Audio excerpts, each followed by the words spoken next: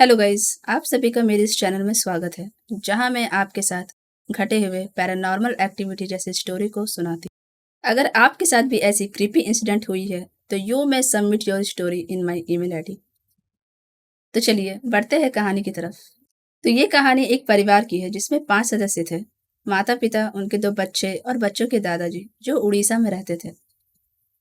तो क्या होता है कि सभी फैमिली एक साथ मिलकर घर पे बात कर रहे होते हैं। जैसे कि लोग आपस में बैठ के बातचीत करते हैं। तो सभी लोग आपस में बैठ के बात कर रहे होते हैं कि अब तो उनकी बेटी का नाम रितु था। तो अब तो रितु बड़ी हो गई है, तो उसकी शादी के बारे में सोचा जाए। तो उसके दादाजी कहते हैं कि हाँ, बिल्कुल, उसकी शादी के बारे में तो सोचना पड़ेगा। और ये लोग आपस में जब बात कर ही रहे होते हैं, तभी रितु की बुआ जी का कॉल आ जाता है और वो फिर सबसे बात करती है। और बात करने के दौरान बुआ जी भी यही सवाल करती है कि तब रितु के लिए कहीं लड़का ढूंढ रहे हो या नहीं। तो रितु के पापा कहते हैं कि हाँ, अभी तो उसी के बारे में बातचीत चल रही थी। मैं यहाँ कहाँ लड़का देखूँ, अगर तुम्हारे नज़र में कोई लड़का है तो बताओ। तो रितु की बुआ जी कहती है कि हाँ, मेरी नज़र में तो एक लड़का है, अगर तुम कहो तो मैं बात करूँ। तो उसके घर वाले कहते हैं कि हाँ, बिल्कुल, अगर ऐसा है तो तुम लड़के के घर वाले से बात करना और जैसा होगा मुझे बताना। इतना ही बात करके फिर बुआ जी का फ़ोन कट जाता है। कुछ समय बाद बुआ जी वापस से कॉल करती है और वो उसी लड़का के बारे में बताती है कि मैंने तुमसे कहा था कुछ टाइम पहले कि मैंने एक लड़का देखा है। तो मैं उस लड़का के घर वाले से बात की। वो लोग तुम्हारे घर वाले से मिलना चाहते हैं और लड़की से भी मिलना चाहते हैं। तो फिर रितु के पापा जी राज़ी हो जाते हैं, कहते हैं कि ठीक है, टाइम निकाल के हम लोग आते हैं। तो उसकी बुआ जो होती है वो बेगुड़ा में रहती है। तो रितु की बुआ जी कहती है कि ठीक है, एक काम करो, तुम सब यहाँ बेगुड़ा आ जाओ और मैं उस लड़के के घर वालों को भी यहाँ बुला लेती हूँ। तो उसके पापा जी कहते हैं ठीक है। अब क्या होता है कि वो लोग आपस में एक समय निकाल के जाने के लिए तैयार हो जाते हैं। तो क्या होता है कि दोपहर के 3 बज रहे होते हैं और सब कोई तैयार होते हैं जाने के लिए। जैसे कि आप लोग जानते हैं गाइस कि दोपहर का 3 बज रहा है, तो ये लोग सब लंच वगैरह करके ही निकलेंगे। तो ये लोग सब कोई खाना वाना खा के अपनी गाड़ी में बैठ जाते हैं। ये लोग खुद का कार होता है। तो ये लोग वहाँ से चल पड़ते हैं। आधे रास्ते चलने के बाद रास्ते में हाईवे आता है और हाईवे के जस्ट किनारे से, साइड से एक शॉर्टकट रास्ता रहता है, जैसे कच्चा रास्ता होता है जो कि पूरा घने जंगल के बीच से होके जा रहा होता है। तो उसके पापा कहते हैं कि काम करते हैं, इस शॉर्टकट रास्ता को लेते हैं। पर रितु की मम्मी और उसके दादाजी दोनों काफ़ी डरे रहते हैं, क्योंकि गाइस, जैसे कि आप लोग जानते हैं, बड़े बुजुर्गों का कहना है कि शॉर्टकट रास्ता बहुत ही ख़राब होता है अगर आप उस रास्ते के बारे में कुछ ना जानते हो तो जैसे कि रितु के पापा उस रास्ते के बारे में कुछ भी नहीं जानते थे और काफ़ी घना जंगल था जिसके बीच से वो रास्ता निकला था। तो रितु की मम्मी कहती है कि हम इतना शुभ काम के लिए जा रहे हैं, तो क्यों हम ये शॉर्टकट रास्ता ले, एक काम कीजिए, हम हाईवे से ही चलते हैं। तो उसके पापा कहते हैं तुम लोग खामखा डर रहे हो, ये शॉर्टकट रास्ता आगे चल के हाईवे से ही मिल जाता। तो ये लोग आपस में डिस्कस कर ही रहे होते हैं कि अचानक से एक बुढ़िया सामने आ जाती है, विंडो के सामने, और पूरा शीशा पे चिपक के अपना चेहरा चिपका के और अंदर देख रही होती है, घूर रही होती है। और ये सब कुछ देख लेती है रितु, और रितु देख के पूरा घबरा जाती है कि ये कौन है। तो उसके पापा बोलते हैं कि अरे ये एक बुढ़िया है, चलो ना इसी से पूछ लेते हैं इस रास्ता के बारे में। तो वो अपना मिरर, विंडो का मिरर नीचे करते हैं। तो फिर वो पूछते हैं कि ये रास्ता अच्छा तो है ना, काफ़ी कच्चा रास्ता दिख रहा है और बहुत घना जंगल भी है। ऐसे तो शाम होने वाली है, कुछ देर में ही अब शाम हो जाती। तो वो बूढ़ी बोलती है ये रास्ता अभी सामने से ऐसे कच्चा दिख रहा है, पर आगे चल के वो रास्ता बहुत ही अच्छा है, आप इस रास्ते को इस्तेमाल कर सकते हैं, जा सकते हैं। फिर ये लोग उस रास्ता पे चल पड़ते हैं। तो कहीं ना कहीं रितु की मम्मी और उसके दादाजी को इस शॉर्टकट रास्ते से जाने का मन बिल्कुल भी नहीं था, क्योंकि वो बहुत घना जंगल के बीच से होके वो रास्ता जा रहा था। अब उसके पापा इस रास्ते को तो चुन लेते हैं, उस रास्ते पे चल पड़ते हैं और सभी खामोश बैठे रहते हैं। रितु का छोटा भाई आईपॉड में गाना सुन रहा होता है और रितु भी यहाँ वहाँ देख रही होती है, बोरिंग टाइप। साइड साइड जंगल है, तो रितु ऐसी जंगल को देख के देखते जाती है। तो क्या होता है कि वो लोग उस रास्ते में चलते रहते हैं, चलते जाते हैं। चलते चलते वो लोग काफी दूर निकल जाते हैं, लेकिन उन्हें वो हाईवे रास्ता नहीं मिलता, मेन रोड उन्हें नहीं मिलता।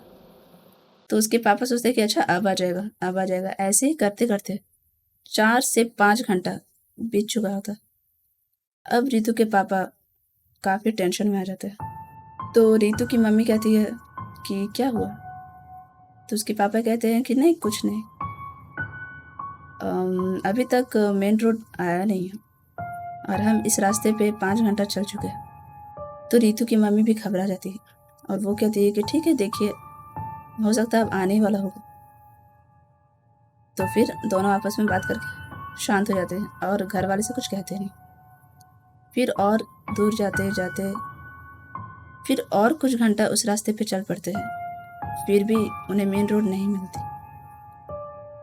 तो अब रितु जो होती है वो अपने पापा से कहती है कि क्या बात है पापा, अब तक हम इस शॉर्टकट से बाहर नहीं निकले। क्योंकि वो जो होती है वो कंटिन्यूस जंगल को देख ही रही होती है। तो उसके पापा कहते हैं कि हाँ देखो ना, 5 से 6 घंटा हो गया है, अभी तक मेन रोड मिला नहीं। इतने ही में रितु जो होती है उसे एक माइलस्टोन पर नजर पड़ता है और वो वहां देखती है कि माइलस्टोन पे लिखा हुआ है कि मेन रोड बस 10 किलोमीटर में ही आ जाएगा। तो वो किसी से कुछ कहती नहीं, वो सोचती कि चलो ठीक है, हम तो माइलस्टोन पे ध्यान दे ही दिए, पढ़ लिए कि अब 10 किलोमीटर में मेन रोड आ जाएगा। तो फिर गाड़ी चलता है चलता है, फिर से एक माइलस्टोन आती है। तो फिर से रितु की नज़र उस माइलस्टोन में पड़ती है। उस पे भी वही लिखा रहता है कि मेन रोड 10 किलोमीटर बाद आ जाएगी। ये देख के रितु थोड़ा सोचने लग जाती है कि अभी जो मैंने पढ़ा वो भी तो 10 किलोमीटर ही था और अभी जो मैं माइलस्टोन पढ़ रही हूँ वो भी 10 किलोमीटर। फिर उसे लगा कि शायद मैं अच्छे से पढ़ी नहीं होगी, कुछ और लिखा होगा, चलो आगे चल के देखते हैं। तो फिर उसके पापा गाड़ी चला ही रहे होते हैं। कुछ देर बाद फिर से एक माइलस्टोन आता है और फिर रितु उसको देखती है और ये देख के वो काफ़ी हैरान हो जाती है, क्योंकि उस माइलस्टोन पे भी वही लिखा था कि मेन रोड बस 10 किलोमीटर में पहुंचेगी। तो गाइज, अब क्या होता है कि वो अपने पापा को कहती है कि आप गाड़ी रोकिए। तो उसके पापा घबरा जाते हैं। उसकी मम्मी बोलती कि नहीं, गाड़ी क्यों रुकवा रही है? तो बोलती रुकिए ना, हमको कुछ दिखाना है आप लोग को। तो फिर वो क्या करती है, अपने पर्स से एक लिपस्टिक निकालती है और उस माइलस्टोन में एक मार्क कर देती है। मार्क करके आके वापस से गाड़ी में बैठ जाती है। उसके पापा कहते हैं ये क्या था? तो वो बोलती है कुछ नहीं, अब आप गाड़ी चलाइए। उसके पापा दोबारा से गाड़ी चलाना शुरू करते हैं। कुछ देर गाड़ी चलाने के बाद फिर से एक माइलस्टोन आता है, जिसे देख के पूरे परिवार की होश उड़ जाती, क्योंकि वो माइलस्टोन वही था जिसे रितु ने मार्क किया था। अब उन लोगों को समझ में आता है कि हम एक लूप में फंस चुके हैं और ये देख के सभी लोग काफ़ी डर जाते हैं, क्योंकि घना जंगल था और रात हो चुकी थी। आसपास कोई भी नज़र नहीं आ रहा था, सिर्फ जंगल ही जंगल था। अब उसके पापा कहते हैं कि काम करते हैं, हम कार के अंदर ही रहेंगे और सुबह होने का इंतज़ार करेंगे। इतना ही में क्या होता है कि रितु का जो छोटा भाई था वो कार से उतर जाता है, उसे टॉयलेट लगती है और वो टॉयलेट करने के लिए जंगल के पास चला जाता है बिना किसी को कुछ बताए। और ये लोग आपस में बात कर ही रहे होते, तभी अचानक से ध्यान देते हैं कि उसका छोटा भाई वहाँ नहीं है और ये लोग यहाँ वहाँ देख रहे होते हैं। फिर सभी लोग कार से उतर के उसे ढूंढते हैं। ढूंढने के बाद वो उसे जंगल में मिलता। जंगल से वो निकल ही रहा होता है, तभी रितु के मम्मी पापा उसे डांटते हैं, कहते कि तुम कहाँ चले गए थे बिना बताए। तो वो किसी से कुछ नहीं कहता और वो चुपचाप से गाड़ी में आके बैठ जाता। अब वो लोग सुबह होने का इंतज़ार करते हैं और सभी लोग सो जाते हैं। इन लोगों को कब नींद आती है पता ही नहीं चलता। अब सुबह के 5 बज चुके थे। जब इन लोगों की आंख खुलती है तो सुबह हो चुकी थी। पापा दोबारा से गाड़ी चलाना शुरू करते हैं। जब वो गाड़ी चलाते हैं तो कुछ देर बाद ही, लगभग वही यही कुछ 10-12 किलोमीटर चलने के बाद उन्हें मेन रोड नजर आती है। सभी लोग काफी खुश हो जाते हैं देख के। जंगल खत्म होने वाली रहती है और मेन रोड आने वाला रहता है। उसी बीच एक बॉडी पड़ी रहती है जिसकी हुलिया रीतू के छोटे भाई से हूबहू मिल रही होती है। ये देख के सभी लोग थोड़ा घबरा जाते हैं कि ये क्या है, मेरा बेटा यहाँ क्या कर रहा है। और किसी को भी गाड़ी में नजर नहीं कि मेरा बेटा यहाँ है।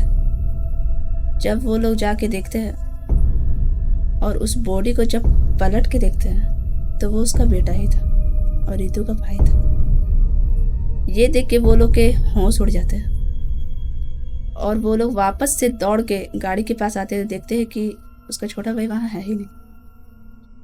क्योंकि गाइस, जब वो रात में फ्रेश होने के लिए जंगल के पास गया था और जो वापस आया वो उसका भाई नहीं था, वो उस जंगल का, आप जो समझ लीजिए, उस जंगल का कोई साया था या फिर कोई प्रेत। और वो प्रेत उसके भाई को मार चुका था। कहा जाता है कि वो शॉर्टकट आज भी है और जिसे नहीं पता वो उस शॉर्टकट को यूज करते हैं और जिसे पता है वो उस शॉर्टकट की तरफ गलती से देखते भी नहीं। तो गाइस, कहानी यहीं पे खत्म होती है। आपको ये कहानी कैसा लगा ये हमें आप कमेंट बॉक्स में ज़रूर बताएं। और ऐसी ही हॉरर स्टोरी सुनने के लिए आप हमारे चैनल को लाइक करें, सब्सक्राइब करें। मिलते हैं अगली वीडियो में।